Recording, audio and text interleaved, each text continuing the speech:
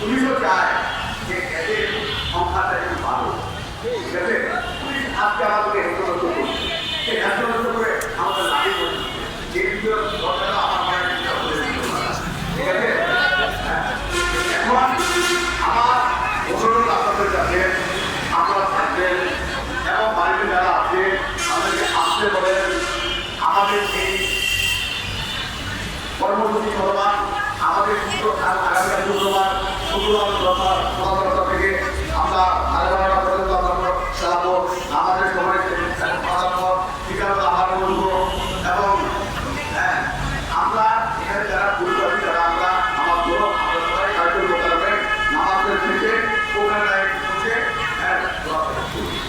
তাই আপনাদের সকলের উদ্দেশ্যে বলছি যে আপনাকে বাড়ি যাবেন না, আপনারা থাকবেন। বাড়ি যদি আমরা চলে যাই তাহলে এই আন্দোলন, এই কষ্ট, এই অর্থ সব কিছু নষ্ট হয়ে যাবে। আমাদের কিছু অর্জন হবে না।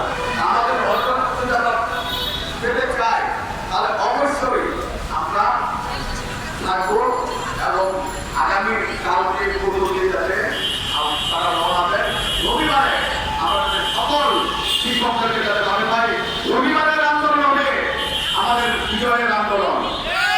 যে কোনো মূল্যের বিনিময় হোক, হয় এমপিও আমাদের হয়ে আসবে, নয় সরকার প্রজ্ঞাপন জারি করে এমপিও বাতিল করে দিবে। যদি সরকারের ক্ষমতাটা থাকে সরকার এটা করতে পারে। তোদের বলছি সরকারের কাছে মাননীয় শিক্ষামন্ত্রী, মাননীয় প্রধানমন্ত্রী, আপনারা জানেন আপনাদেরকে নতুন করে জানানো কিছু নাই।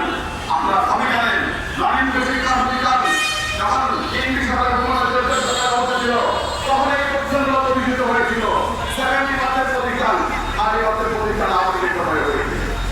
এই আওয়ামী লীগের সময় প্রতিষ্ঠান হয়েছে সেগুলো 20% আওয়ামী লীগ সরকার পার করে দিয়ে গেছে, কিন্তু বিএনপি সরকার পার করে দিয়ে যায় নাই।